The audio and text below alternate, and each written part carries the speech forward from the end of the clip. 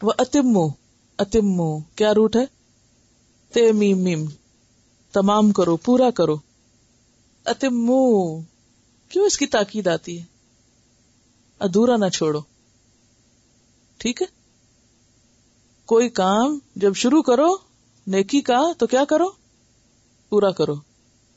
ٹھیک ہے، اب قرآن شروع کیا ہے تو اس کو، جی ہاں انشاءاللہ. اچھا، تو اتمو کا لفظ جو ہے یہ تمام سے ہے.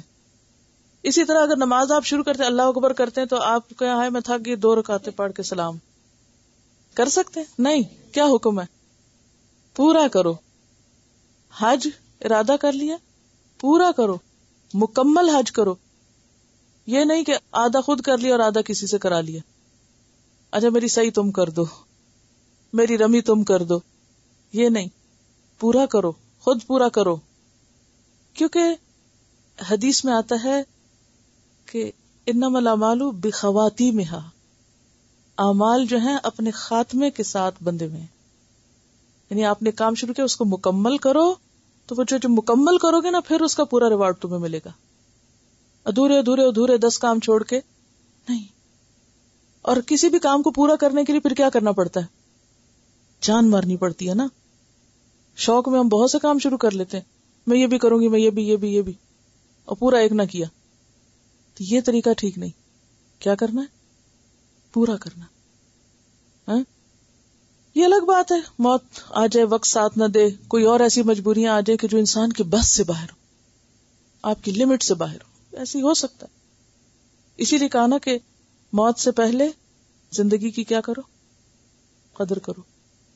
بڑھاپے سے پہلے جوانی، اور مفلسی سے پہلے مالداری کو، اور بیماری سے پہلے صحت کو،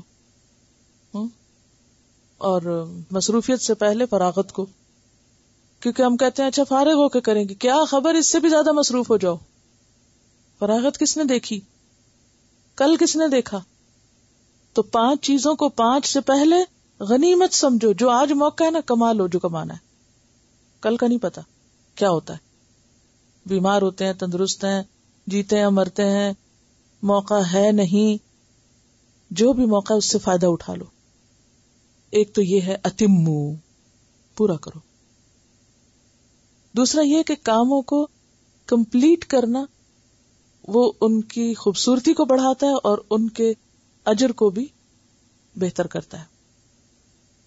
اسی لیے وہ دعا سکھائے گی اللہم احسن عاقبتنا فی الامور کلہا، یا اللہ ہمارے ہر کام کا جو انجام ہے وہ اچھا ہو، انجام اچھا ہو. کیونکہ حدیث میں آتا ہے جس حال میں تم مرو گے اسی میں اٹھائے جاؤ گے. جیسے وہ حاجی احرام کی حالت میں لبیک پکارتا ہوا اگر فوت ہو تو اٹھے گا بھی کیسے؟ لبیک پکارتا ہوا اٹھے. تو اس لیے تمام کرنا جو ہے، کاموں کو مکمل کرنا جو ہے، یہ ایک بہت بڑی خوبی ہے اور اللہ کی خاص توفیق سے ہوتے ہیں، صرف بندے کی کوشش سے نہیں ہوتے. ہاں کوشش تو شرط ہے. تو یہاں یہ بھی تو کہا جا سکتا تھا نا کہ حج کرو، حج کیا کرو، یہ نہیں کہا. اتمو. ابراہیم علیہ السلام کو جس صفت کی بنا پر امام چنا گیا تھا وہ کیا تھی؟ فَأَتَمَّهُنْ. میں کبھی وہ آیت پڑھتی تھی نا تو میں سوچتی تھی یا رب اتمہن قال انی جاعلک للناس اماما. اتمہن کیا چیز ہے؟ تو کاموں کو مکمل کرنا یہ کوئی معمولی بات نہیں ہے، بہت بڑی کوالٹی ہے. اور اسی میں کامیابی کا راز ہے. وہ لوگ ناکام لوگ ہیں، فیلئر ہیں، جو کام شروع کریں اور چھوڑ دیں. کیونکہ مشکلیں تو آتی ہیں، یہ نہیں کہ مشکل نہیں ہوگی، لیکن بہادری اسی میں نا کہ مشکل پہ قابو پاؤ، نہ کہ گھبرا کے بھاگ جاؤ. یعنی میدان جنگ چھوڑنا جو ہے وہ کیا ہے؟ کبیرہ گناہ. وَأَتِمُّ الْحَجَّ وَالْعُمْرَةَ لِلَّهِ. للہ کا کیا مطلب ہے؟ اللہ کے لیے. تو اس سے ایک اور بات پتہ چلتی کہ خاص طور پر وہ کام جو اللہ کے لیے کیے جائیں ان کو بشکل تمام کرنا چاہیے، ان کا حق ادا کرنا چاہیے. ہم عام طور پہ کہتے ہیں بس میری ایک بڑی ویکنس ہے کہ میں پرفیکشنسٹ ہوں. لیکن کس چیز میں ہوں پرفیکشنسٹ؟ دنیا میں گھر کو سجانے کا معاملہ پرفیکشنسٹ، کپڑے پہننے کا معاملہ پرفیکشنسٹ، میک اپ کا معاملہ پرفیکشنسٹ، قرآن پڑھنے کا معاملہ جتنا بھی پڑھ لو کافی ہے. پھر کہتے ہیں دین بھی رکھنا، دنیا بھی تو رکھنی ہے نا. تو کبھی یہ تو نہیں کہا کہ دنیا رکھنی ہے تو دین بھی رکھنا ہے نا. اس جملے کو الٹا کر لینا، یہی تو امتحان ہے. تو اتمو تمام کرو، پورا کرو، الحج حج کو، والعمرۃ اور عمرے کو، للہ اللہ کے لیے. فإن احصرتم اب آ گئی رکاوٹیں. پھر اگر تم گھیر لیے گئے، رکاوٹ کیا ہے؟ ہے صادرے، رکاوٹ آ جائے یعنی پورا کرنے میں رکاوٹ آ جائے. ٹھیک ہے، تم نیت کر لی تھی، شروع کر لیا، اب پورا کرنے میں رکاوٹ آ گئی، گھیر لیے گئے، تم محاصرہ کر لیا گیا تمہارا. رکاوٹوں میں کیا ہو سکتا ہے؟ مثلاً کوئی دشمن کی رکاوٹ ہو سکتی ہے، کوئی چور ڈاکو کی رکاوٹ ہو سکتی ہے، کوئی بیماری ہو سکتی ہے، کوئی ویزے کی رکاوٹ ہو سکتی ہے. موسم تو سردی گرمی ہو، حج عمرہ روزہ وہ تو کرنا ہی پڑے گا. جی فَإِنْ أُحْصِرْتُمْ پھر اگر تم گھیر لیے جاؤ یعنی روک لیے جاؤ، گھیر لیے جاؤ سے مراد یہ روک دیے جاؤ، نہیں جا سکتے. بعض اوقات ایسا ہوتا ہے نا کہ آپ پوری تیاری سے آپ نے احرام پہن لیا، نیت کر لی، اور آپ کو کہا گیا آپ ایئرپورٹ پہ چلیں، آپ کو پاسپورٹ مل جائیں گے عمرے، اور ویزے کے بغیر ہی پاسپورٹ مل گئے. اب آپ نے احرام پہنا ہوا، اب آپ جدہ بھی اترنے لیکن آپ نہیں جا سکتے ہو کیونکہ آپ اسٹیمپ نہیں ہیں. تو یہ بھی ایک رکاوٹ آ گئی نا. تو اس طرح کی یعنی آج کے دور کی رکاوٹوں میں سے کیا رکاوٹ ہو سکتی ہے؟ اس طرح کی کوئی رکاوٹ ہو سکتی. یا آپ نے کئی دفعہ سنا ہوگا کہ ایک خاتون اپنے ہسبینڈ کے ساتھ حج کے لیے جا رہی تھی، سب تیاری کی ہوئی تھی، جہاز میں ہسبینڈ کی ڈیتھ ہو گئی راستے میں. یا چلنے سے پہلے ہی سب ٹکٹ وکٹ ہر چیز تیار ہے، ڈیتھ ہو گئی، اب وہ عدت میں ہے، محرم نہیں ہے، اب رکاوٹ ہو گئی. تو اگر تو احرام پہننے سے پہلے رکاوٹ ہو گئی تو اس میں تو کوئی حرج نہیں، لیکن اگر احرام کی حالت میں روکے گئے اب کیا کرنا ہے؟ فَمَسْتَيْسَرَ مِنَ الْهَدِي تو جو میسر آئے. استیسرہ کا کیا معنی؟ میسر آئے، یہ سین رے سے، یسر سے، جو آسانی سے میسر آئے.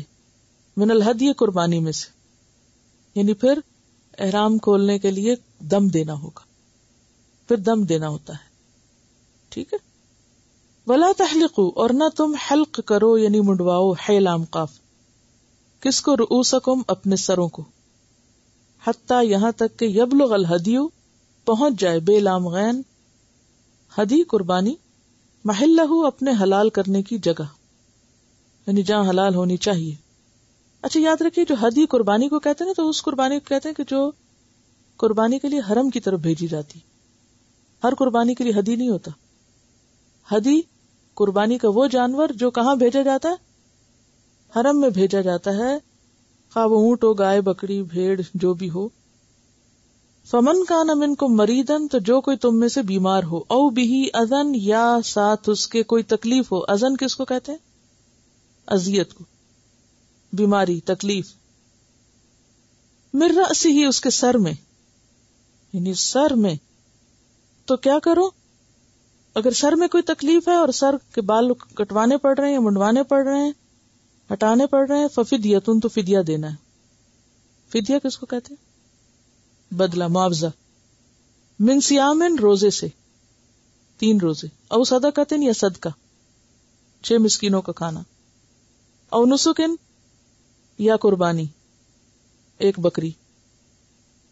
فاذا امنتم پھر جب تم امن میں آ جاؤ، یعنی بیماری سے امن آ جائے، صحت ہو جائے یا رکاوٹ دور ہو جائے.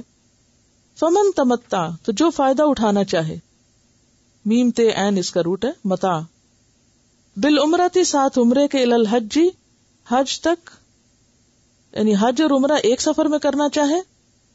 فمستیسر من الہدی تو جو میسر آئے ہدی میں سے وہ کرے، یعنی حج تمتع کے لیے قربانی کرنی ہوگی. فمن لم یجد تو جو کوئی نہ پائے، کیا نہ پائے؟ قربانی. حج تمتع بھی کرنا چاہتا ہے لیکن قربانی کا جانور بھی کوئی نہیں, وہ کیا کرے؟ فصیام, روزہ رکھے. کتنا؟ 3 ایام, 3 دن کے, فی الحج, حج میں, یعنی دوران حج, یعنی حج کے مہینے میں مراد.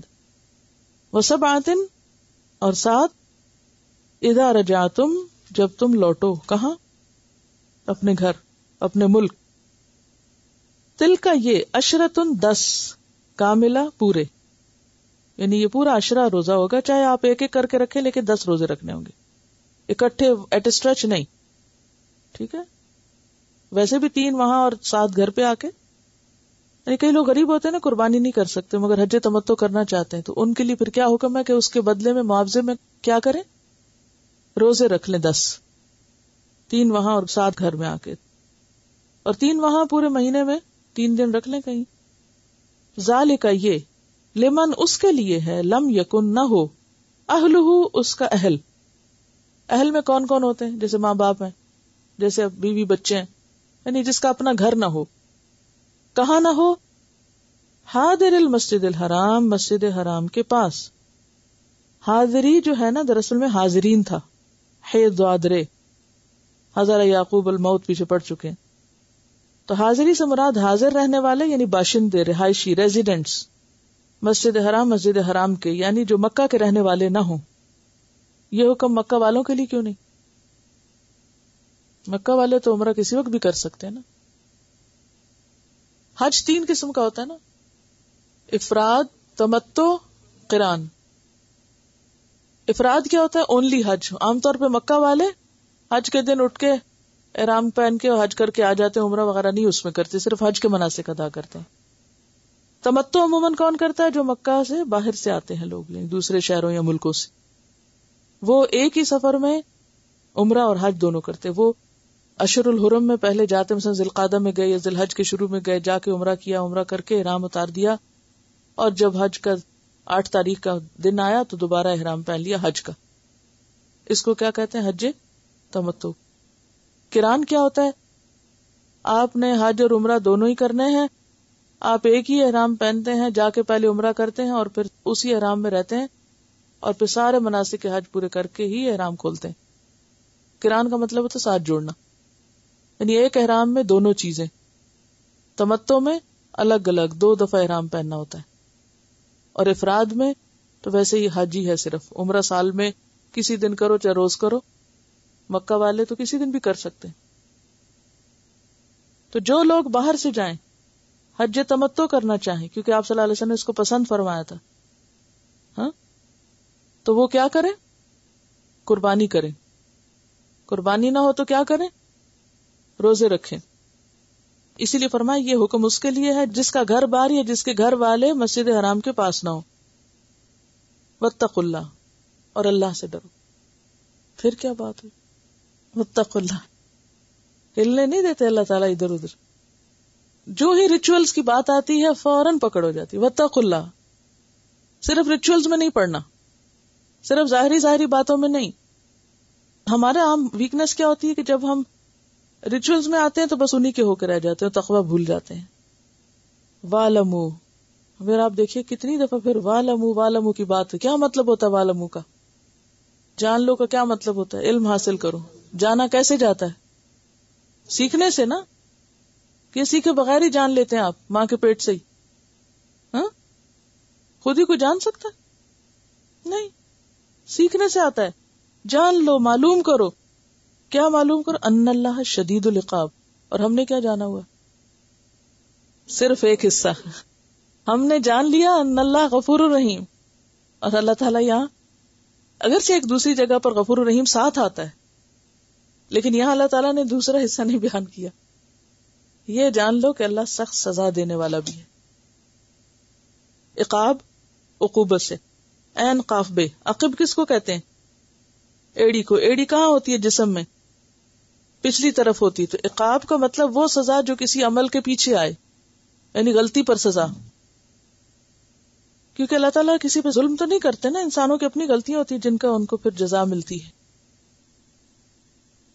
وَأَتِمُّ الْحَجَّ وَالْعُمْرَةَ لِلَّهِ, حج اور عمرہ تمام کرو اللہ کی خاطر، اللہ کے لیے حج و عمرہ پورا کرو. اس سے کیا پتہ چلتا ہے کہ عبادات کس کے لیے؟ اللہ کے لیے.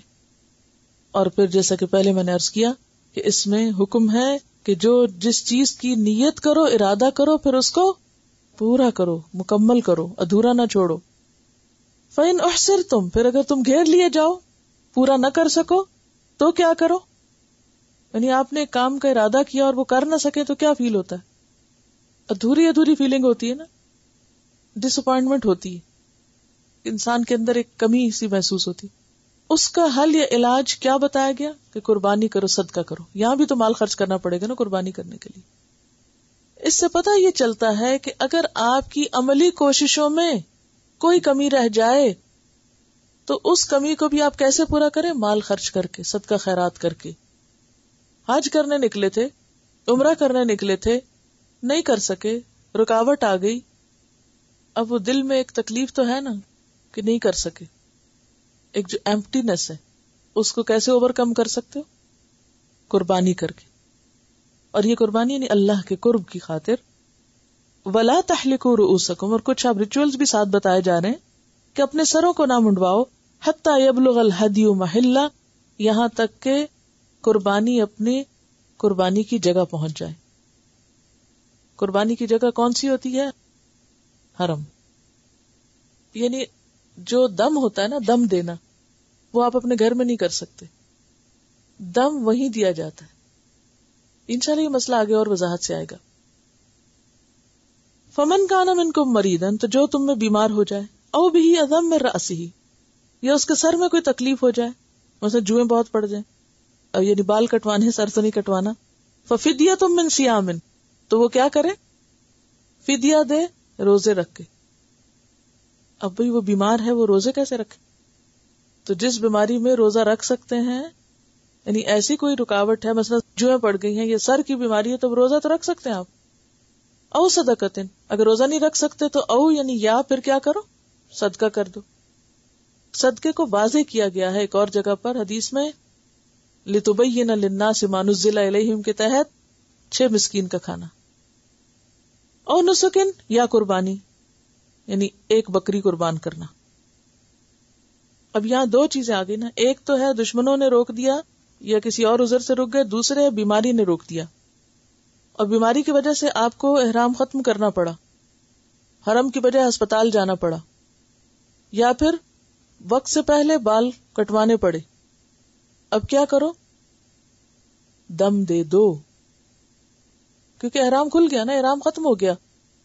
تو اس سے جنرلی مسئلہ کیا نکلتا ہے کہ ایک دفعہ جب کوئی حج کی یا عمرے کی نیت سے نکلتا ہے، احرام باندھ لیتا ہے، تو اس پر لازم ہے کہ وہ کیا کرے؟ حج یا عمرہ پورا کرے. ٹھیک ہے؟ اور اگر کسی وجہ سے نہیں کر سکتا تو پھر کیا کرے؟ دم دے، وہ قربانی کرے یا صدقہ کرے یا پھر روزے رکھے. فَإِذَا أَمِنْتُمْ، پھر جب تم امن میں آ جاؤ، بیماری درست ہو گئی، دشمن کا خوف دور ہو گیا، چور ڈاکو چلے گئے رستے سے، رستہ پر امن ہو گیا، من استطاع الیہ سبیلا ہو گیا، اب کیا ہے؟ اب جاؤ، پہنچو وہاں. فمن تمتع بالعمرۃ الی الحج، تو جو کوئی حج تمتع کرے یعنی حج ہی کے سفر میں عمرہ کرے، کیونکہ عربوں میں یہ معیوب سمجھا جاتا تھا، وہ کہتے تھے نہیں عمرے کے لیے الگ جاؤ، حج کے لیے الگ جاؤ. اسلام نے آ کے آسانی کی کہ نہیں، دونوں ایک ہی سفر میں ہو سکتے ہیں.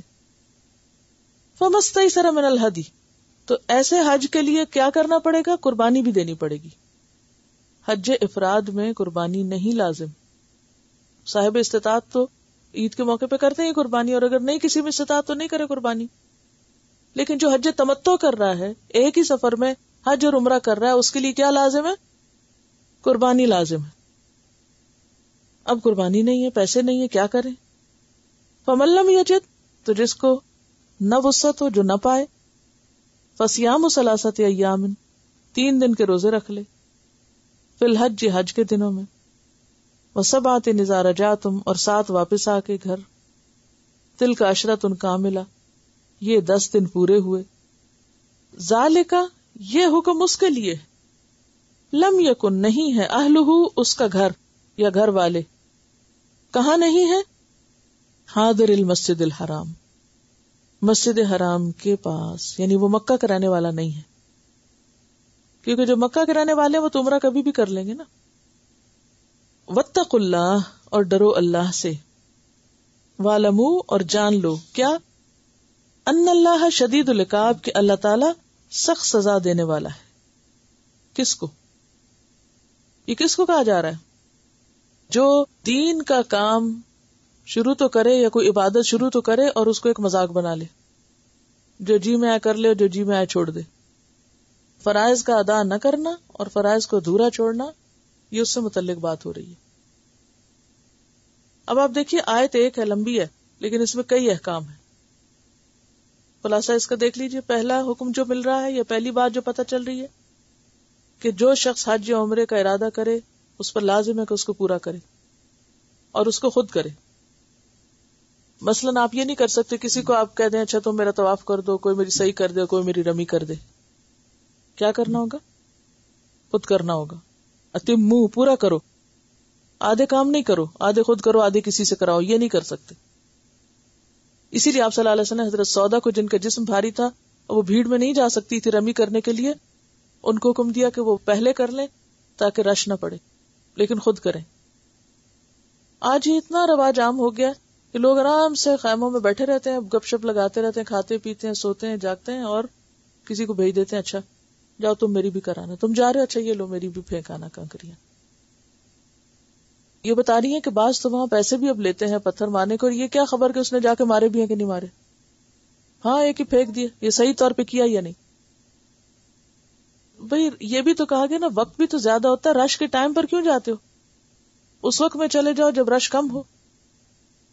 تو یہ ہے کہ اس کے لیے آپ تدبیر کریں، یعنی پیک ٹائم کو چھوڑ کے آپ کسی اور ٹائم پہ کریں، مگر کرنا خود ہے. کیونکہ حضرت سودا کو آپ صلی اللہ علیہ وسلم نے اجازت نہیں دی تھی، وہ بھی ایک خاتون تھی اور رش تھا. 1.25 لاکھ لوگ جب آپ کے زمانے میں آپ کے ساتھ تھے تو رش نہیں ہوگا. اور اس زمانے میں اتنی سہولت بھی نہیں تھی. کیا خیال ہے کہ وہاں سہولت سے سب کچھ ہوا ہوگا، جبکہ اتنی سواریاں بھی نہیں تھی. تو جب بھی سب کو خود ہی کرنے کے لیے کہا گیا تھا. تو پہلی بات ہے کہ تمام کرو کا مطلب ہے سارے. اذ ابتلی ابراہیم ربہ بکلمات فاتمہن، سارے کام کیے جو کرنے کے تھے. دیکھیے جو معذور ہیں وہ تو معذور ہے، لیکن ایک عام شخص جو صحت مند ہے مگر صرف ڈر کے کہ بھی رش ہے، گرمی ہے، دھوپ ہے، پیاس ہے، میں نہیں جا سکتا، یہ ان کی بات ہو رہی ہے. اچھا دوسری بات، وَأَتِمُّ الْحَجَّ وَالْعُمْرَةَ لِلَّهِ، اللہ کے لیے، شہرت کے لیے نہیں. کئی لوگ حج پہ حج کس لیے کرتے ہیں؟ حجاج بننے کے لیے، الحاج کہلانے کے لیے. حالانکہ لفظی ترجمہ الحاج کا بھی ایک ہی حج کرنے والا ہے، یعنی حج کرنے والا ہے. کوئی زیادہ حج کرنے والے کو الحاج نہیں کہہ سکتے. اچھا جناب، بات یہ ہے کہ اہل عرب میں دور جاہلیت میں حج بس انٹرٹینمنٹ کا ذریعہ بن گیا تھا. حج کی روح ختم ہو گئی تھی. انہوں نے حج کو ایک میلہ بنا لیا تھا. وہ لوگ کیا کرتے، یعنی آپ صلی اللہ علیہ وسلم سے پہلے بھی حج ہوتا تھا وہاں، یہ سنت ابراہیمی تھی جب سے یہ سب چل رہا تھا. لیکن وہ کیا کرتے، وہاں جاتے، میلے لگاتے، کھاتے پیتے، قصیدے پڑھتے، شعر و شاعری کرتے، اور ایک طرح سے ہلا گلا ہوتا. تجارت، زبردست تجارت کا بازار لگتا اور خرید و فروخت ہوتی، اور ایک انٹرٹینمنٹ کا سفر کر کے گھر واپس آ جاتے. اور کوئی اللہ کی یاد نہیں، کوئی کچھ نہیں، بس تھوڑے سے مناسک کر لیے. اور ان کے ہاں بھی کیا تھا، کچھ لوگ عرفہ ہی نہیں جاتے تھے. یہ آگے آپ پڑھیں گے چند آیتوں کے بعد آ رہا ہے. تو اللہ تعالیٰ فرمایا ثم افیدوا من حیث افاض الناس، وہاں تک جا کے واپس آؤ. وہ کہتے تھے نہیں ہم بڑے لوگ ہیں، جہاں عوام جاتے ہیں وہاں ہم نہیں جاتے. یعنی خود ساختہ تبدیلیاں کر لی تھی اس میں. تو اس لیے کہا کہ یہ حج کا سفر اللہ کی خاطر سفر ہے، یہ محبت کا سفر ہے، شوق کا سفر ہے، جذبوں کا سفر ہے. یہ راگ میلوں کا سفر نہیں ہے، یہ خرید و فروخت کا سفر نہیں ہے، یہ کوئی تجارت کا سفر نہیں ہے، یہ سیر و تفریح نہیں ہے، اب آپ دیکھیں، اب بھی بہت سے لوگ حج کرنے جاتے ہیں تو کیا کرتے ہیں؟ جانے سے پہلے خوب پارٹیاں وارٹیاں، جا کر بازاروں میں گھومنا پھرنا، سب تحفے تحائف اکٹھے کرنے میں وقت گزار دینا، بس ایک رونق میلہ. تو مطلب یہ ہے کہ عبرت کا مقام ہے واقعی کہ ہم لوگ کر کیا رہے ہیں نا. تو قرآن کے یہ حکم جو ہے وہ ہمیشہ کے لیے، اتم الحج والعمرۃ للہ، جس کے لیے جا رہے ہو نا اسی کے بن کے وہاں رہو اور مقاصد چھوڑو. ٹھیک ہے، چھوٹی موٹی خرید و فروخت جائز ہے، ضرورت کے لیے انسان کچھ کر سکتا ہے، کھا پی سکتا ہے، کھانا بنا سکتا ہے، نہا دھو سکتا ہے، دنیاوی ضرورت کے جو بنیادی کام تو ہوں گے، لیکن زیادہ تر توجہ کس پہ رہنی چاہیے؟ عبادت پہ. دوسری بات یہ بتائے گی کہ اگر تم تو بڑے جوش جذبے سے نکلے تھے، آگے روک دیے گئے، اب یہ ہے کہ وہاں لڑنے نہ کھڑے ہو جاؤ، احرام کھول دو اور قربانی کو آگے بھیج دو یا وہاں قربانی کے لیے کہہ دو، اور قربانی ہو جائے تو پھر سر منڈواؤ. لیکن اس میں رخصت بھی دی گئی، آگے پیچھے بھی ہو سکتا ہے، جیسے کہ حج کے موقع پر ہے. ایک شخص آیا، اس نے کہا میں نے قربانی کر لی، کسی نے کہا میں نے پہلے سر منڈوا لی، کسی نے کہا میں نے پہلے رمی کر لی ہے. تو آپ نے کہا کوئی حرج نہیں، کوئی حرج نہیں. یعنی جب وہ دن شروع ہو جائے تو ان احکامات میں آگے پیچھے کیا جا سکتا ہے، رخصت ہے، وسعت ہے. پھر اسی طرح دوسری صورت، کوئی بیمار ہو گیا، اب وہ بھی کیا کرے؟ فدیہ دے. یا سر میں کوئی تکلیف ہو گئی، بال کاٹنے پڑ گئے، بیماری میں کوئی ایسا یعنی احرام اتارنا پڑا، تو احرام کھول دے اور فدیہ دے دے. یہ فدیہ کیا ہوگا؟ 3 روزے ہوں گے، یا صدقہ ہوگا، یا پھر قربانی ہوگی. پھر جب حالات درست ہو جائیں تو عمرہ قضا یا حج قضا کر لے انسان، جا کے نیت پوری کر لے. اس صورت میں پھر حج دوبارہ کرنی پڑے گی. فَمَن لَّمْ يَجِدْ فَصِيَامُ ثَلَاثَةِ أَيَّامٍ فِي الْحَجِّ وَسَبْعَةٍ إِذَا رَجَعْتُمْ تِلْكَ عَشَرَةٌ كَامِلَةٌ. روزے بتا دیے گئے کہ کتنے، اگر قربانی نہیں تو روزوں سے کفارہ ہو جائے گا، بدلے میں روزے ہو جائیں گے. اور یہ ان کے لیے حکم ہے کہ جو مسجد حرام کے پاس نہ رہتے ہوں. تو حج کس کو کہتے ہیں؟ اسلام کے 5 بنیادی ارکان میں سے ایک رکن ہے، جو صاحب حیثیت مسلمانوں پر فرض ہے. خاص مہینوں میں، خاص مقام پر، خاص لباس میں، خاص طریقوں پر ادا کیا جاتا ہے. اس کے فائدے اور اسباب پھر آگے کئی اس میں چیزیں آ جاتی ہیں.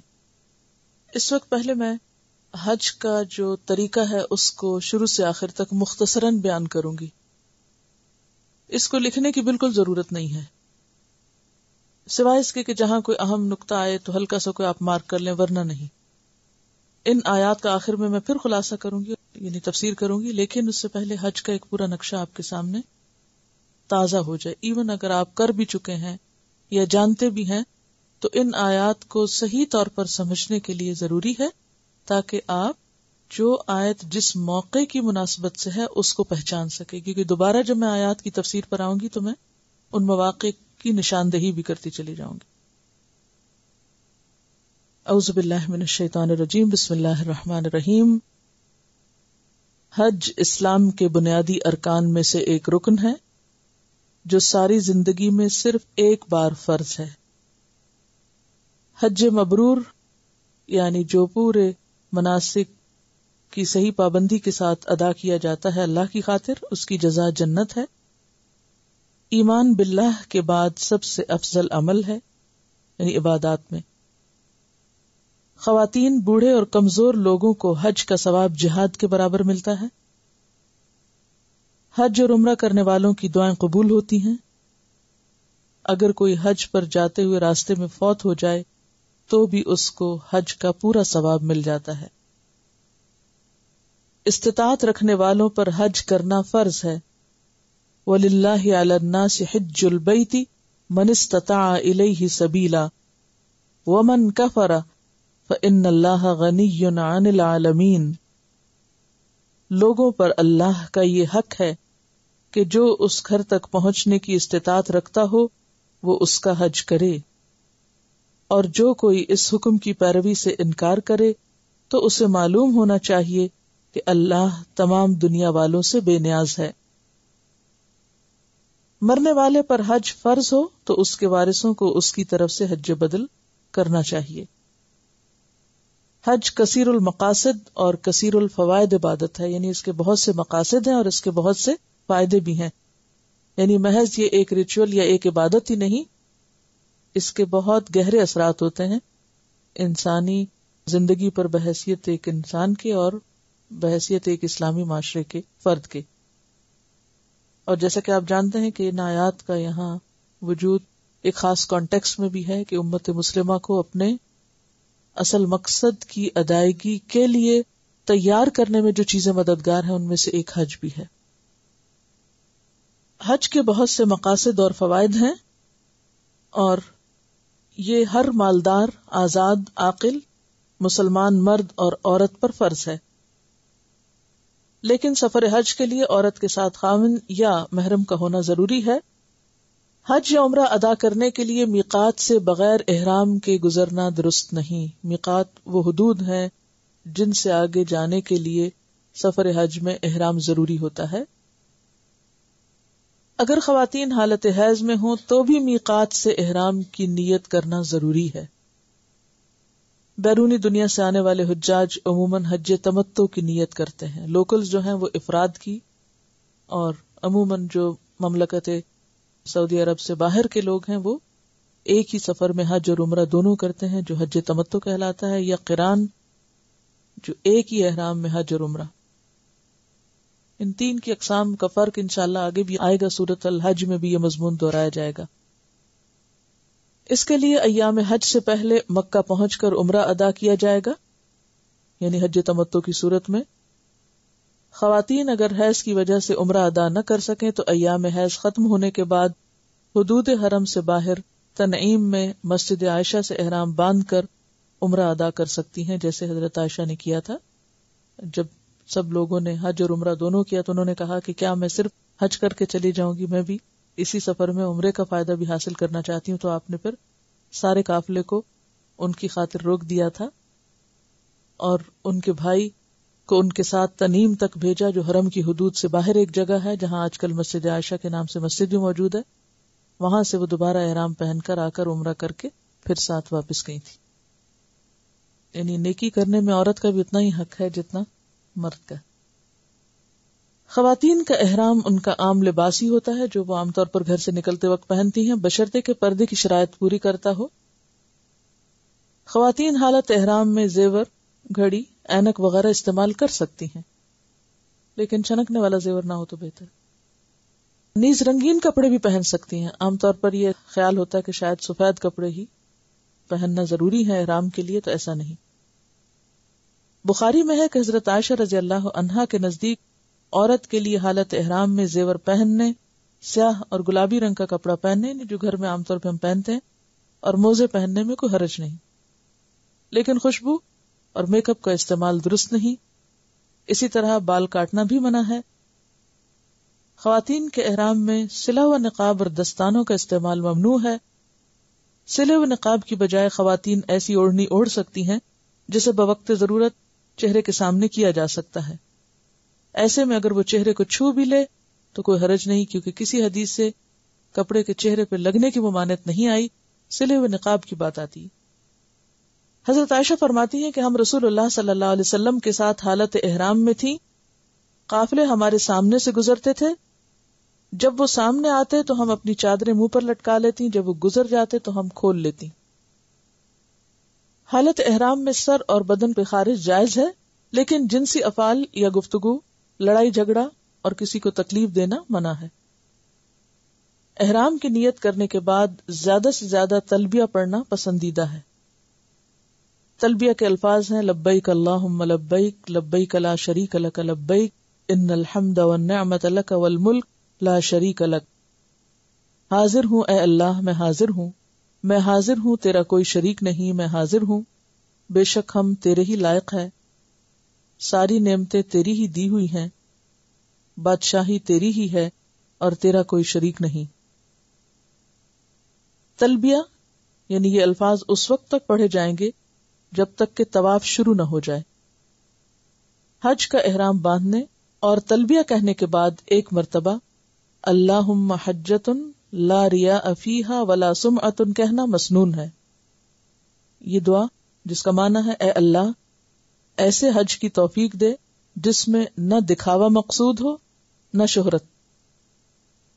مکہ پہنچ کر مسجد حرام میں داخل ہوتے وقت پہلے سیدھا پاؤں اندر رکھیں اور یہ دعا پڑھیں، بسم اللہ والسلام علی رسول اللہ اللہم اغفر لی ذنوبی وافتح لی ابواب رحمتک۔ اللہ کے نام سے داخل ہوتا ہوں، اللہ کے رسول صلی اللہ علیہ وسلم پر سلام ہو، اے اللہ میرے گناہ معاف فرما دے اور اپنی رحمت کے دروازے مجھ پر کھول دے۔ جب بیت اللہ پر پہلی نظر پڑے تو دعا کریں، قبولیت دعا کا وقت ہے۔ کعبۃ اللہ کے قریب پہنچ کر حجر اسود سے طواف کا آغاز ہوگا۔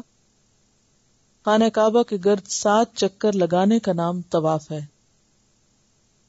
ہر چکر حجر اسود سے شروع ہو کر حجر اسود پر ختم ہوتا ہے۔ یاد رکھیے حج میں نہ تو حجر اسود کی عبادت کی جاتی ہے اور نہ ہی خانہ کعبہ کی، بلکہ عبادت تو اس گھر کے رب ہی کی ہوتی ہے، جیسا کہ قرآن پاک میں آتا ہے فَلْيَعْبُدُوا رَبَّ هَذَا الْبَيْتِ، بس ان کو چاہیے کہ اس گھر کے رب کی عبادت کریں۔ طواف کے لیے باوضو اور نجاست سے پاک ہونا شرط ہے۔ اگرچہ طواف کی ابتدا حجر اسود کو چومنے سے ہوتی ہے، لیکن اگر رش ہو یا بھیڑ ہو اور چومنا یا ہاتھ لگانا دشوار ہو تو حجر اسود کی طرف ہاتھ سے اشارہ کرنا اور ایک ہاتھ سے اشارہ کرنا کافی ہے۔ بعض لوگ اس لکیر پر جس سے حجر اسود کی نشاندہی ہوتی ہے کافی دیر کھڑے ہو کر دعائیں پڑھنا شروع کر دیتے ہیں، جس سے طواف کے فلو میں رکاوٹ ہوتی ہے اور لوگ بہت زیادہ اذیت کا شکار ہوتے ہیں۔ اس سے رکنا چاہیے، فوراً اشارہ کر کے بسم اللہ اللہ اکبر کہہ کے آگے بڑھ جانا چاہیے۔ اس جگہ پر رک کر دوسروں کو اذیت دینا اور خاص طور پر خواتین کا مردوں میں اس وقت گتھم گتھم ہونا درست نہیں۔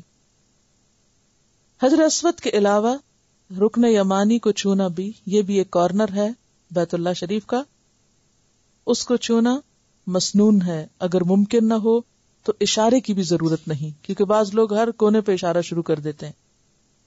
خصوصاً اگر بھیڑ ہو اور مردوں سے ٹکرانے کا اندیشہ ہو تو بہتر ہے کہ رکن یمانی کو نہ چھوا جائے۔ رکن یمانی کے بعد حجر اسود تک کی جگہ، یعنی رکن یمانی حجر اسود سے پچھلا کارنر ہے، تو رکن یمانی سے حجر اسود کے بیچ کی جگہ پر خاص طور پر ربنا آتنا فی الدنیا حسنۃ وفی الآخرۃ حسنۃ وقنا عذاب النار کی دعا پڑھنا مسنون ہے۔ اس کے علاوہ طواف کے دوران تلاوت قرآن، تسبیح، دعائیں اور اذکار کرنا چاہیے۔ اگرچہ گفتگو کی اجازت ہے لیکن سوائے شدید ضرورت کے گفتگو سے اجتناب کرنا چاہیے۔ رسول اللہ صلی اللہ علیہ وسلم نے فرمایا، رمی جمار اور بیت اللہ کے طواف کو اللہ کا ذکر قائم کرنے کا ذریعہ بنایا گیا ہے، اس کے علاوہ اس کا کوئی مقصد نہیں۔ بیت اللہ شریف کا طواف نماز کی طرح ہے، لہذا دوران طواف کم سے کم بات کرو، یعنی یہ طواف بھی ایک طرح سے نماز ہے جس میں ضرورتاً بات کی جا سکتی ہے مگر پسندیدہ نہیں۔ بیت اللہ کا طواف دن اور رات میں کسی بھی وقت کیا جا سکتا ہے۔ دوران طواف اگر شرعی عذر کے باعث طواف کا سلسلہ منقطع کرنا پڑے، یعنی وضو ٹوٹ جائے، تو عذر دور ہونے کے بعد پہلے چکر کو شمار کر کے، یعنی اگر 3 ہو گئے مثلاً، تو صرف باقی چکر پورے کیے جائیں گے۔ نماز میں تو ایسا نہیں کر سکتے نا کہ آپ 2 رکعت کے بعد وضو اگر دوبارہ کرنا پڑے تو نئے سرے سے آپ پہلی رکعت سے شروع کریں گے۔ تو طواف آپ اسی چکر سے جہاں سے چھوڑا تھا دوبارہ شروع کر کے طواف مکمل کر لیں گے۔ حتیم بیت اللہ کا حصہ ہے، لہذا حتیم کے باہر سے طواف کیا جائے گا۔ حتیم وہ آدھی دیوار ہے بیت اللہ کی جو پہلے اس کے اندر ہی شامل تھی، یعنی اس کی وہ چھت تک تھی اور وہ اس کمرے کا حصہ تھی، لیکن بعد میں قریش جب تعمیر کر رہے تھے خانہ کعبہ کو اور ان کے پاس سامان تعمیر کم ہو گیا تو یہ حصہ ایسے ہی چھوڑ دیا گیا۔ اس کے اندر نماز پڑھنا ایسا ہے جیسے خود خانہ کعبہ کے اندر نماز پڑھنا ہے۔ تو کوئی شارٹ کٹ لے کے اس کے اندر سے گزر کے طواف نہ کرے بلکہ اس کے باہر سے طواف ہوگا، یعنی اس وال کے باہر سے۔ طواف ختم ہونے پر مقام ابراہیم کے قریب 2 رکعت نماز ادا کی جائے، ورنہ پوری مسجد میں جہاں جگہ ملے 2 نفل ادا کر لیے جائیں۔ اس میں کوشش ہو کہ مردوں کے مخصوص حصے میں نماز نہ ادا کی جائے بلکہ عورتوں کے لیے جو حصے نماز کے لیے مخصوص ہیں وہیں پر یہ نفل پڑھ لیے جائیں، خواہ وہ مقام ابراہیم سے کتنا بھی دور ہو، نماز ہو جائے گی۔ رسول اللہ صلی اللہ علیہ وسلم نے طواف کی 2 رکعتوں میں سے ایک رکعت میں قل یا ایھا الکافرون اور دوسری رکعت میں قل ھو اللہ احد کی تلاوت فرمائی۔ طواف ختم ہونے پر زمزم پینا مسنون ہے، اور اس کا کچھ حصہ سر پر بھی ڈالا جا سکتا ہے یا جسم پر بھی۔ زمزم پینے سے قبل دعا مانگی جائے کیونکہ یہ بھی قبولیت کا وقت ہے۔ رسول اللہ صلی اللہ علیہ وسلم نے فرمایا زمزم کا پانی جس نیت سے پیا جائے وہ پوری ہوتی ہے۔ زمزم کا پانی پینے کے بعد صفا و مروہ کی طرف جا کر سعی کی ابتدا کرنی چاہیے۔ سعی حج یا عمرے کا رکن ہے، جس کا پیچھے ذکر گزر چکا ہے، ان الصفا والمروہ من شعائر اللہ۔ سعی صفا سے شروع ہوگی، مروہ تک 1 چکر ہوگی، مروہ سے صفا تک دوسرا، اور یوں 7 چکر مکمل کر لیے جائیں گے مروہ پہ ختم ہو کے۔ صفا پہاڑی پر اتنا چڑھیں کہ بیت اللہ نظر آئے، لیکن اب تو اتنی پلرز اور آگے رکاوٹیں ہیں کہ عموماً نظر آنا مشکل ہوتا ہے۔ اگر نظر نہ بھی آئے تو اس رخ پہ کھڑے ہو کر یہ مسنون دعا پڑھنی چاہیے، لا الہ الا اللہ وحدہ لا شریک لہ، لہ الملک ولہ الحمد وہو علی کل شیء قدیر، لا الہ الا اللہ وحدہ انجز وعدہ ونصر عبدہ وہزم الاحزاب وحدہ۔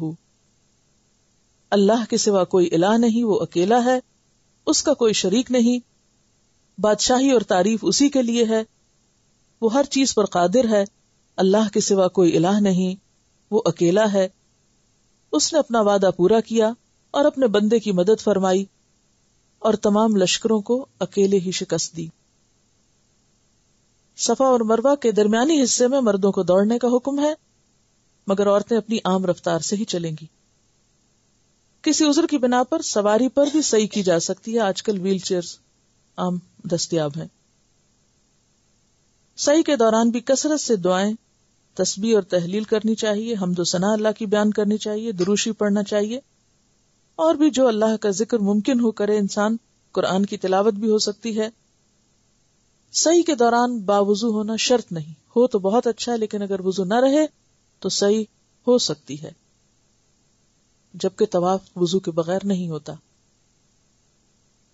سعی کے 7 چکر مکمل ہونے پر احرام کھول دیا جائے گا۔ اس موقع پر خواتین صرف 1 یا 2 پور انگلی کے برابر بال کاٹیں، اور احرام کھولنے کا مطلب یعنی نیت میں یہ ہوگا کہ اب ہمارے مناسک عمرے کے پورے ہو گئے، اور ایسے میں خواتین 1 پور یا 2 پور کہیں سے بھی بال کاٹ سکتے ہیں۔ سارے بالوں کی ٹرمنگ ضروری نہیں ہے، ساری جگہوں سے لینا ضروری نہیں، کسی ایک حصے کی بھی ایک لٹ نکال کے اس میں سے کاٹ سکتے ہیں، اور بال مردوں سے الگ ہٹ کر ایک طرف کھڑے ہو کر کاٹے جائیں، نہ کہ بالوں کی نمائش۔ عمرہ مکمل ہونے پر جب مسجد سے باہر نکلیں تو بایاں پاؤں پہلے نکالیں اور یہ دعا پڑھیں، بسم اللہ والسلام علی رسول اللہ، اللہم اغفر لی ذنوبی وافتح لی ابواب فضلک۔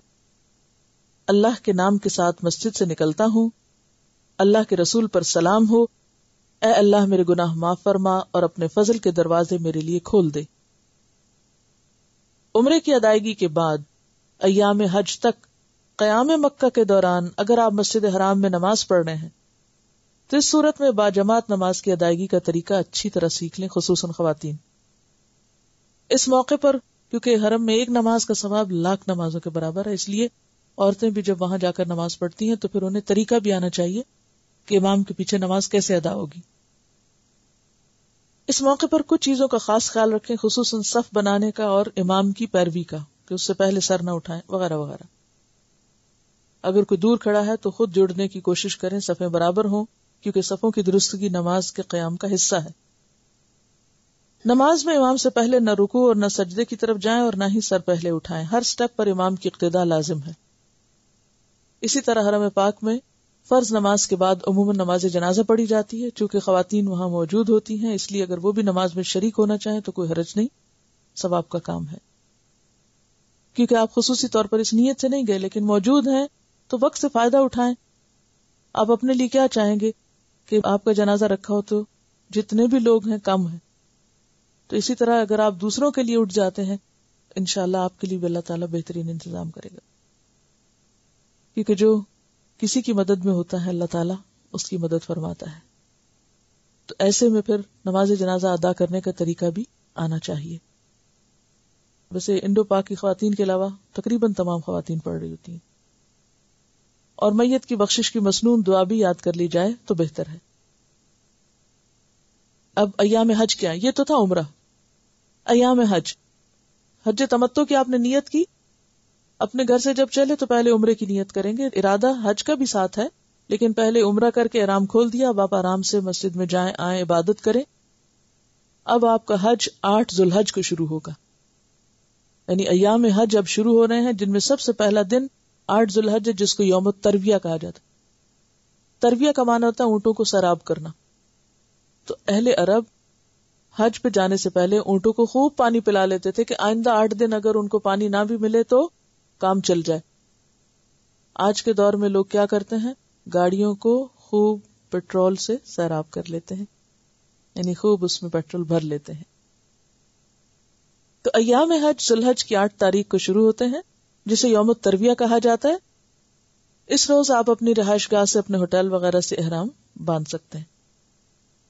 لبیک حجن کہہ کر حج کی نیت کریں اور ساتھ ہی تلبیہ شروع کر دیں.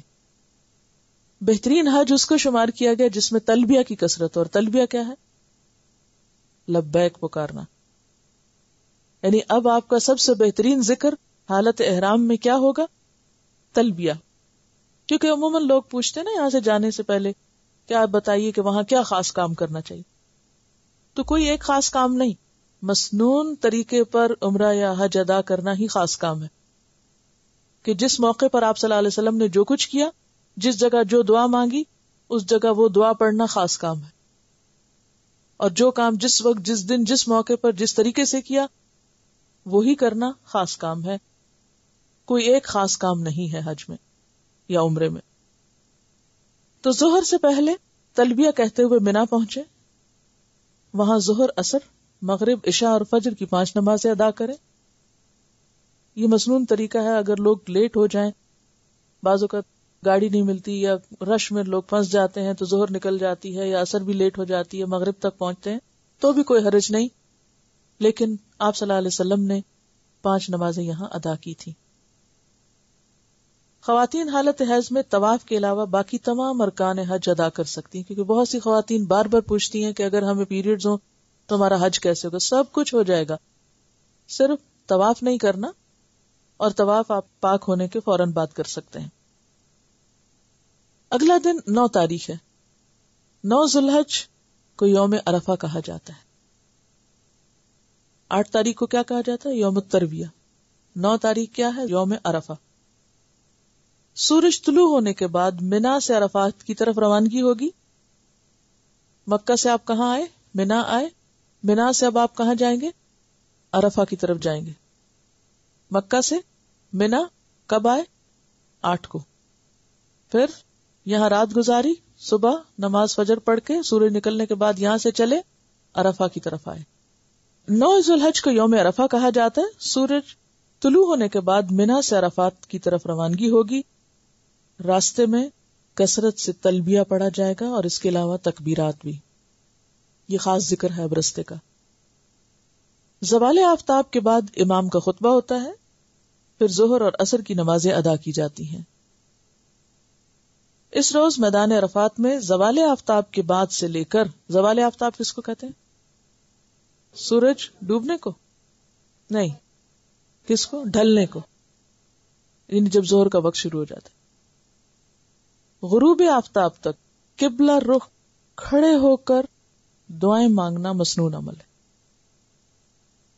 آپ صلی اللہ علیہ وسلم مسلسل کھڑے رہے اور ہاتھ اٹھا کر دعائیں مانگی آپ نے، حتیٰ کہ آپ کا کوڑا گر گیا تو آپ نے ایک ہاتھ سے اٹھایا اور دوسرا ہاتھ آپ نے کھڑا ہی رکھا. تو اس سے پتہ چلتا ہے کہ اس دن قبلہ رخ کھڑے ہو کر ہاتھ اٹھا کر دعائیں مانگنا زیادہ بہتر. بہت سے لوگوں کو پتہ ہی نہیں ہوتا کہ نبی صلی اللہ علیہ وسلم کا اصل مسنون عمل کیا ہے. بہرحال وقوف عرفہ فرض ہے کیونکہ حج نام ہی عرفہ میں حاضری کا ہے. اگر یہ رہ جائے تو حج ادا نہیں ہوتا، اگر کوئی وہاں نہیں پہنچا تو حج نہیں ہوا. اس کا کفارہ نہ فدیہ ہے نہ دم ہے، کوئی چیز اس کی تلافی نہیں کرتا. وقوف عرفہ کے دوران زیادہ سے زیادہ کھڑے ہو کر تلبیہ، تکبیر، مسنون دعائیں کثرت سے اللہ سے مانگنی چاہیے. آج کا دن دعاؤں کی قبولیت کا دن ہے، آگ سے برات کا دن ہے، بخشش کا دن ہے. ہاتھ اٹھا کر زیادہ سے زیادہ اپنے لیے، عزیزوں، رشتہ داروں کے لیے، امت مسلمہ اور انسانیت کی بھلائی کے لیے خوب خوب دعائیں مانگے. یہ وقت بہت اہم وقت ہے. اس کو صرف کھانے پینے اور آرام کرنے یا گپ شپ لگانے میں ضائع نہیں کرنا چاہیے. بہت سے لوگ پہنچتے ہیں، وہ رش کی وجہ سے بعض اوقات ظہر کے بھی بہت بعد پہنچتے ہیں، پھر جا کے اپنے کھانے وانے بچھاتے ہیں، پھر کھاتے ہیں، پھر تھکے ہوئے ہوتے ہیں، پھر ان کو نیند آ جاتی ہے، پھر آرام کرتے ہیں، پھر اٹھتے ہیں، تھوڑے بہت ہاتھ پاؤں مارے، چلو کچھ دعائیں پڑھی، اور پھر جانے کی تیاری گھنٹہ پہلے شروع کر دیتے ہیں. اور اس طرح اس قیمتی وقت کو ادھر ادھر کے شغل میں ضائع کر بیٹھتے ہیں. تو اس وقت میں زیادہ سے زیادہ، یعنی کھانا بھی اتنا مختصر ہونا چاہیے کہ جس کو کھا کے نہ سستی ہے، تھوڑی سی انرجی آ جائے، لیکن پورا فوکس عبادت کی طرف یہاں ہونا چاہیے. رسول اللہ صلی اللہ علیہ وسلم نے فرمایا، بہترین دعا عرفہ کے دن کی دعا ہے. بہترین کلمات جو میں نے کہے اور مجھ سے پہلے انبیاء نے کہے وہ یہ ہیں. کیا؟ بہترین کلمات جو اس جگہ پر اللہ کے رسول صلی اللہ علیہ وسلم اور آپ سے پہلے تمام انبیاء نے کہے وہ ہیں، لا الہ الا اللہ وحدہ لا شریک لہ، لہ الملک ولہ الحمد وہو علی کل شیء قدیر. اب آپ دیکھیے کہ جو دعا سب انبیاء نے مانگی اور جو آپ نے مانگی اور جو اس دن کی خاص دعا بتائی گئی، جس میں مانگا کچھ نہیں گیا، اللہ کی تعریف اور توحید بیان کی گئی ہے، لیکن عموماً ہمیں پتہ ہی نہیں ہوتی کہ اصل عمل یہ ہے آج کے دن کا، یعنی اصل دعا. اس کے علاوہ جو چاہے مانگے، مگر سنت کا ایک عمل باقی ہمارے سارے عملوں پہ بھاری ہو جاتا ہے. رسول اللہ صلی اللہ علیہ وسلم نے فرمایا، عرفہ کے علاوہ کوئی دن ایسا نہیں جس میں اللہ تعالیٰ کثرت سے بندوں کو آگ سے آزاد کرے. یعنی سال کے سارے دنوں میں یہ دن ایسا ہے جس کا پتہ بھی ہے کہ آج ہی کا دن ہے اور یہی موقع اور یہی وقت ہے، اور پھر بھی انسان اس سے فائدہ نہ اٹھائے تو اس سے بڑی محرومی کیا ہوگی. تو اس کے لیے کیا فرمایا کہ اس سے زیادہ کسی دن لوگ آگ سے آزاد نہیں ہوتے. سب سے زیادہ بڑی بخشش کا دن ہے وہ دن یا وہ وقت. آپ دیکھیے کہ لیلۃ القدر راتوں میں بہت بڑی رات ہے اور عرفہ کا دن دنوں میں بہت بڑا دن ہے، لیکن ہمیں رات کا تو پتہ نہیں چلتا وہ کون سی رات ہے، 25ویں ہے، 27ویں ہے، لیکن یہ دن تو معلوم ہے. اسی لیے کیا کہا، الحج اشہر معلومات. یہ جو لفظ معلومات کا آیا ہے یہ کوئی معمولی لفظ نہیں. یاد رکھیے قرآن میں ایک لفظ بھی ایکسٹرا نہیں ہے کہ جو ایسے ہی بس فیلنگ کر دی گئی ہو کہ چلو یہاں یہ، یعنی معلوم ہے. اس معلوم لفظ پر بھی توجہ رکھیے کہ مثلا لیلۃ القدر کی رات معلوم نہیں ہے آپ کو، مگر عرفہ کا دن معلوم ہے کہ آج ہی کا دن ہے، لہذا اس میں کثرت سے اللہ سے دعا کرنی چاہیے. وقوف کے لیے قبلہ رخ کھڑے ہو کر ہاتھ اٹھا کے دعائیں مانگنی چاہیے. اگر کوئی شخص بیمار ہے، ویل چیئر پہ کھڑے نہیں ہو سکتا تو اس کا تو عذر ہے، وہ بیٹھ کے بھی مانگے، لیکن لیٹ کے آرام کرنا، سوئے رہنا، ادھر ادھر ہونا، یہ نقصان دہ ہے. اگرچہ حج ہو جائے گا، فرض ادا ہو جائے گا اس کا بھی، جو بے شک بے ہوش بھی رہا اور ادھر لیٹا، کیونکہ کئی لوگ ان کو سن سٹروک ہو جاتا ہے یا نہیں برداشت کر پاتے وہ ساری شدتیں، تو بے ہوش بھی ہوئے رہتے ہیں، لیکن اگر انہیں وہاں پہنچا دیا گیا تو حج ان کا ہو گیا، فریضہ ادا ہو گیا. یوم عرفہ کے دن حجاج کے لیے روزہ رکھنا منع ہے، لیکن باقی لوگ جو حج پر نہ ہوں ان کے لیے روزہ رکھنا اس دن کیا ثواب رکھتا ہے؟ 2 سال کے گناہوں کی معافی، ایک پچھلے اور ایک اگلے. سورج غروب ہوتے ہی مغرب کی نماز ادا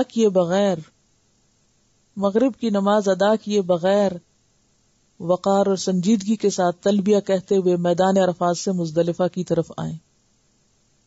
یہ ہے ثم افیدوا من حیث افاض الناس. وہاں عام طور پر آپ نے ایکسپیرینس کیا ہوگا کہ لوگ رکے رہتے ہیں صرف اس انتظار میں، جیسے روزہ کھلنے کا انتظار ہوتا ہے نا، جب روزہ کھلتا ہے تو کیا ہوتا ہے، سائرن بجتا ہے یا کچھ، تو اسی طرح اس وقت بھی ایک یعنی آذان شروع ہوتی ہے اور اس کے ساتھ دور دراز جگہوں پر بھی ایک آواز آتی ہے جس سے پتہ چلتا ہے کہ اب آپ نکل سکتے ہیں. تو لوگ ایسے چھوٹتے ہیں جیسے پانی کا بند توڑ دیا جائے تو ریلے بہنے لگتے ہیں. تو بالکل وہی منظر ہوتا ہے یہاں پر جس کا یہاں افیزو سے ذکر آیا قرآن پاک میں. اب 9 اور 10 ذی الحجہ کی درمیانی رات مزدلفہ میں بسر کرنا واجب ہے. یہاں مغرب اور عشاء کی نمازیں ادا کی جائیں گی. یہ نہیں کہ وہاں سے گزر کے تو آپ منا میں ہی آ کے سوئیں. مزدلفہ کی تمام رات جاگ کر عبادت کرنے کی بجائے اس کے کچھ حصے میں سونا مسنون ہے، کیونکہ آپ صلی اللہ علیہ وسلم سوئے تھے. نماز فجر کے بعد قبلہ رخ کھڑے ہو کر روشنی کے پھیلنے تک مشعر حرام کے قریب ہاتھ اٹھا کر خوب خوب دعائیں مانگے. اب وہاں پر مسجد ہے، یعنی مشعر حرام جو ہے اس کے قریب کھڑے ہونا افضل ہے. لیکن اگر آپ کو معلم نے وہ اتارا ہے دور تو پھر آپ چل چل کے وہاں پہنچیں گے تو مشکل ہوگی. اب جہاں ہیں بس یہ کہ مزدلفہ کے اندر ہیں وہیں پر کھڑے ہو کر دعا مانگنا، یہ بھی مسنون عمل ہے. کھڑے ہو کر بہت سی دعائیں ہم بیٹھ کے مانگتے ہیں، لیکن یہاں پر بھی قبلہ رخ کھڑے ہو کر روشنی کے پھیلنے تک مشعر حرام کے قریب خوب خوب دعائیں مانگے، پھر تلبیہ پڑھتے ہوئے سکون اور وقار کے ساتھ مزدلفہ سے منا کی طرف روانہ ہو جائیں. اب کون سا دن شروع ہو گیا؟ 10 تاریخ. یہ دن یوم النحر کہلاتا ہے، قربانی کا دن ہے.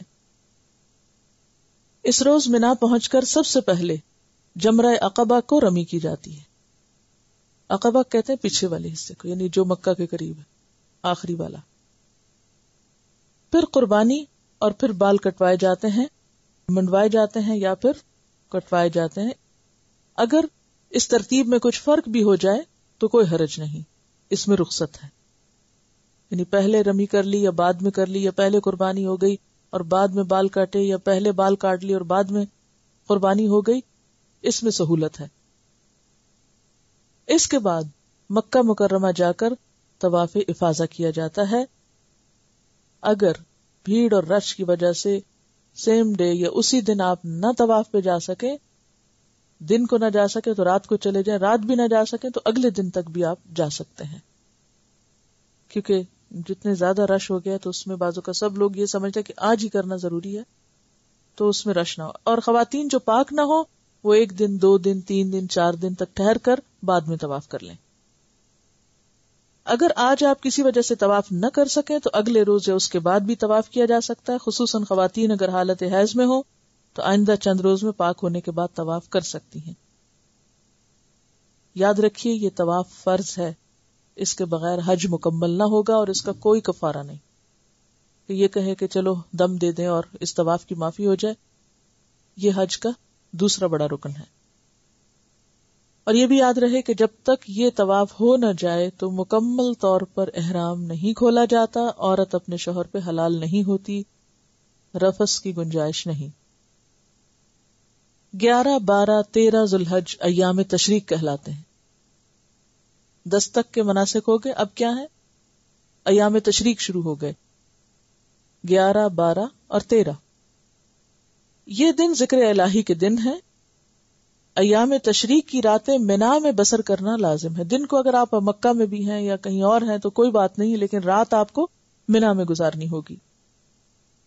کوئی شخص اگر 13 ذی الحج تک منا میں نہ ٹھہرنا چاہے تو 11 اور 12 کے دوران 2 دن ٹھہر کر واپس آ سکتا ہے. اسی کے بارے میں فرمایا من تعجل فی یومین، 11 اور 12. یومین سے مراد کیا ہے؟ 11 اور 12. فلا اسم علیہ، کوئی گناہ کی بات نہیں. ومن تأخر یعنی 13 کو بھی رک گیا، فلا اسم علیہ، اس پر بھی کوئی گناہ نہیں. اصل چیز ہے تقوی، کہ ٹھہرنا بھی اللہ کے لیے اور جلدی جانا بھی اللہ ہی کی خاطر. اس میں کوئی بڑائی نہیں پیچھے رہنے والوں کی اور کوئی برائی نہیں جلدی جانے والوں کی. اصل چیز خدا کا خوف ہے. ان دنوں میں، کون سے دنوں میں؟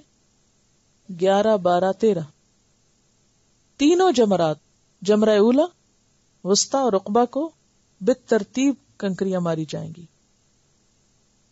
اولا کون سا ہے؟ جو جمرات کی طرف جاتے ہوئے پہلے نمبر پہ آتا ہے. وسطی جو سینٹرل ہے، اور عقبہ جو پیچھے والا ہے، یعنی جو مکہ کی طرف ہے، قریب ہے. قریب سے مراد یہ کہ اینڈ پہ ہے. یاد رکھیے ہر جمرہ کو 7 کنکریاں ماری جائیں گی، اکٹھی نہیں، الگ الگ، ایک ایک، اور ہر کنکری مارتے وقت اللہ اکبر پڑھا جائے گا۔ بچوں، بوڑھوں اور بیماروں کی طرف سے رمی کرنا جائز ہے، یعنی نیابت ہو سکتی، بچوں، بوڑھوں اور بیماروں کی طرف سے۔ کنکریاں مارنے کے بعد اگر ایک طرف کو ہٹ کر قبلہ رخ ہو کر دعا کی جائے تو وہ بھی قبولیت کا وقت ہے۔ آپ صلی اللہ علیہ وسلم نے کنکریاں مارنے کے بعد طویل دعا بھی کی ہے۔ حج کے موقع پر قربانی کرنا واجب ہے، لیکن اگر کسی میں قربانی کرنے کی استطاعت نہ ہو تو وہ کیا کرے؟ حج کے دوران 3 روزے رکھے اور 7 گھر واپس جا کر، یہ 10 روزے قربانی کا عوض ہیں۔ اس کے ساتھ ہی حج کے مناسک پورے ہو جاتے ہیں، اور آخری چیز مکہ مکرمہ سے رخصت ہوتے وقت طواف وداع کرنا ہے، جو کہ واجب ہے، لیکن حائضہ عورت کو اس کی رخصت ہے، یعنی اگر وہ نہ کر سکے تو بھی اس کا حج مکمل ہو جاتا ہے۔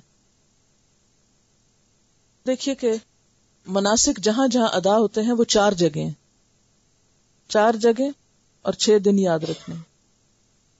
4 جگہ کون سی؟ مکہ، منا، عرفات اور مزدلفہ، یہ مناسک کی جگہ۔ 6 دن کون سے؟ یوم الترویہ، عرفہ، نحر اور 3 ایام تشریق۔ ٹھیک ہے، حج یہاں مکمل ہوا۔ یاد رکھیے کہ مدینہ کی زیارت حج کا حصہ نہیں، وہ مناسک کے حج میں سے نہیں۔ وہ کیا ہے؟ ایک ثواب کے موقع سے فائدہ اٹھانا، کیونکہ آپ کی مسجد میں نماز پڑھنے کا بھی کتنا اجر ہے؟ 1000 نمازوں کے برابر۔ مدینہ کی زیارت اس سفر میں کرنا، یعنی سفر حج میں، باعث سعادت ہے۔ مدینہ میں مکہ کی نسبت دگنی برکت رکھی گئی ہے۔ حضرت انس فرماتے ہیں کہ جب رسول اللہ صلی اللہ علیہ وسلم سفر سے واپس تشریف لاتے اور مدینہ کی دیواروں کو دیکھتے تو مدینہ کی محبت میں سواری کو تیز کر دیتے۔ مدینہ پہنچ کر مسجد میں باقاعدہ حاضری دینا، نمازیں پڑھنا باعث اجر و ثواب ہے۔ آپ نے فرمایا، میری اس مسجد میں ایک نماز دوسری مسجدوں کی 1000 نمازوں سے افضل ہے، سوائے مسجد حرام کے۔ آپ نے یہ بھی فرمایا کہ میرے گھر اور ممبر کے درمیان کا حصہ باغیچہ ہے جنت کے باغیچوں میں سے، یعنی باغوں میں سے، اور میرا ممبر میرے حوض پر ہے، یعنی وہاں آپ کا حوض ہوگا۔ کون سا؟ حوض کوثر۔ مسجد میں داخل ہو کر بیٹھنے سے قبل تحیت المسجد ضرور ادا کریں۔ جب آپ مسجد میں انٹر ہوں 2 نفل پڑھ کر بیٹھیں۔ مدینہ منورہ میں جب روضہ رسول پر حاضری دیں تو اس وقت بہت صبر و تحمل سے کام لیں، چونکہ خواتین کے لیے اوقات کا دورانیہ کم ہوتا ہے، اس لیے عموماً بھیڑ ہوتی ہے۔ بے صبری کا ثبوت دیتے ہوئے لوگ ایک دوسرے کو دھکے دیتے ہیں، نماز میں ایک دوسرے کے آگے سے گزرتے ہیں، پش کرتے ہیں۔ یہ وہ جگہ ہے جہاں احترام لازم ہے۔ اس موقع پہ کثرت سے درودی پڑھیے اور شور شرابے اور ہنگامے سے پرہیز کیجیے اور ادھر ادھر کی گپ شپ سے، کیونکہ یہ بہت ہی ادب کا مقام ہے۔ کیونکہ اس جگہ پر آوازیں بلند کرنا اور شور کرنا اور ایک دوسرے کو اذیت دینا انسان کے اعمال کی بربادی کا ذریعہ ہو سکتا ہے۔ یعنی وہ سب کچھ جو حج کر کے کما کے وہ سب یہیں لٹا دیں لوگوں کے ساتھ لڑ جگڑ کے۔ جیسے آپ کی مجلس میں آپ کا ادب ضروری تھا، تو آپ کی مسجد میں بھی باادب رہنا بہت ضروری ہے۔ روضۃ الجنہ میں نوافل ادا کیے جا سکتے ہیں، دعا اللہ سے مانگنا ہے۔ بہت سے لوگ اس وقت نبی صلی اللہ علیہ وسلم سے مانگنے لگتے ہیں تو یہ شرک میں شامل ہو جاتا ہے۔ رسول اللہ صلی اللہ علیہ وسلم کی قبر مبارک کے پاس السلام علیکہ یا رسول اللہ کہہ کر سلام پڑھیے۔ اسی طرح حضرت ابوبکر اور حضرت عمر کی قبر کے پاس بھی ان دونوں کو بھی الگ الگ سلام کیا جا سکتا ہے۔ سلام کے بعد پھر درود شریف پڑھیں، قبر کی طرف سجدہ کرنے سے پرہیز کریں۔ مسجد نبوی میں حاضری کے علاوہ مسجد قباء جانے کی بھی بہت فضیلت ہے۔ آپ صلی اللہ علیہ وسلم نے فرمایا، جو پاک ہو کر اپنے گھر سے مسجد قباء میں جا کے نماز پڑھے اس کو عمرہ کے برابر ثواب ملتا ہے۔